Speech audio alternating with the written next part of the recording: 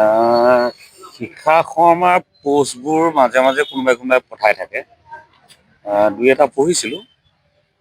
উম, যথেষ্ট ভাল লিখে মানুহগৰাকী। মই মানে অন্তৰৰ পৰা কৈছোঁ, খুব সুন্দৰ লিখিব জানে। আৰু যেতিয়া এটা প্ৰতিভাই নিজৰ প্ৰতিভাটোক যেতিয়া কিছুমান হঠকাৰী কামত ব্যৱহাৰ কৰে, সি সমাজৰ কাৰণে অত্যন্ত ভয়ংকৰভাৱে ক্ষতিকাৰক হৈ উঠে। এজন মৃত ব্যক্তিৰ মানে কথা ইমান বেয়া ধৰণে যেতিয়া খুব ভাল লেখিকাই লিখিবলৈ লয়, সি স্বাস্থ্যকৰ নহয় সমাজৰ কাৰণে। গতিকে ই অস্বস্তিকৰ হৈ উঠিছিল।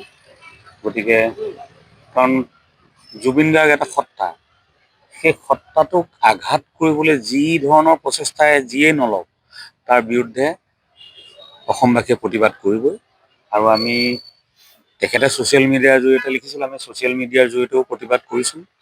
আৰু আজি যিহেতু আমি এখন গণতান্ত্ৰিক দেশত বাস কৰোঁ, গতিকে আইনৰ মাজেৰে তেখেতক কি শাস্তি দিব পৰা যায় তাৰ কাৰণে পদক্ষেপ ল'বলৈ আমি FIR দিছোঁ। মই অকলে অহা নাই, মই নিজেও এখন দিছোঁ। আমাৰ যোৰহাটৰ শিল্পী সমাজ, সংগীত শিল্পী সমাজ, মৃদুল ভূঞা ডাঙৰীয়া আছে, মানস জ্যোতি বৰা ডাঙৰীয়া আছে, আৰু বিঞ্চিতা আছে, আৰু জুবিন ফেন ক্লাবৰ সদস্যসকল আহিছে যোৰহাটৰ, তেওঁলোকেও এখন FIR দিছে।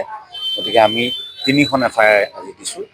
আৰু আমি ভাবোঁ যে যিজন শিল্পীক অসমৰ ৰাইজে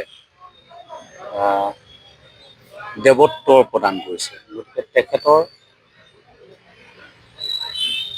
বিষয়ে মানে কোনো ধৰণৰ সন্মান হানি কৰক, কোনো ধৰণৰ আলোচনাই যাতে ঠাই নাপায়, সেইটোৱে বিচাৰোঁ। সেইটো শাস্তিটো আইনৰ মতে হ'ব। মইতো বিচাৰোঁ তেখেতে এই অদৰকাৰী কথাবোৰত তেখেতৰ প্ৰতিভাটোক ব্যৱহাৰ নকৰি, মই নিজেও যিহেতু লিখা মানুহ, গঠনমূলক কথাত লিখা পঢ়া কৰক, বৰ ভাল লাগিব। আজি অতদিনীয়া ফেচবুকত বা ছ'চিয়েল মিডিয়াত যিখিনি লিখি আছে, সেইখিনি সঁচাকৈ গৰিহণাৰ যোগ্য। খুব ভাল লিখিকা তেওঁ, আৰু তেনেকুৱা কামত তেওঁ মন দিয়াটো উচিত নহয়। সমাজৰ হিতৰ কাৰণে, সমাজৰ সংস্কাৰৰ কাৰণে, সংস্কৃতিৰ সংস্কাৰৰ কাৰণে লিখক, কিন্তু এনেকুৱা এজন মানুহক মৃত ব্যক্তি আছে, যাক আমি এতিয়া ভগৱানৰ ঠাইত আসন দিছোঁ, সেই বিশ্বত এজন শিল্পীলৈ পৰিণত হৈছে। সেই শিল্পীজনৰ ইমান বেয়াকৈ লিখাটো আমি নিবিচাৰোঁ। আৰু সেইকাৰণে আমি এখন FIR দিছোঁ যোৰহাট সংগীত শিল্পী সন্থা। আমাৰ যোৰহাটৰ সমগ্ৰ শিল্পী আমাৰ অৰ্গেনাইজেশ্যনতে আছে। আমি সকলো শিল্পীৰ সুৰক্ষাটোও লাগিব নাই, এনেকৈ যদি চবে লিখিবলৈ আৰম্ভ কৰে কেনেকুৱা ধৰণৰ কথা। আৰু পাৰ্চনেলি এনেকুৱা লিখাটো উচিত নহয়। আৰু যি লিখা সমাজত যদি উপকাৰ সাধন নকৰে, তেনেকৈ লিখনি কামো নাই। লিখাৰ উদ্দেশ্যটো হ'ল সমাজখনক সংস্কাৰ কৰা। সেইকাৰণে আমাৰ সেই তেখেতে এইবিলাকৰ পৰা আঁতৰি থাকক, এয়ে আমাৰ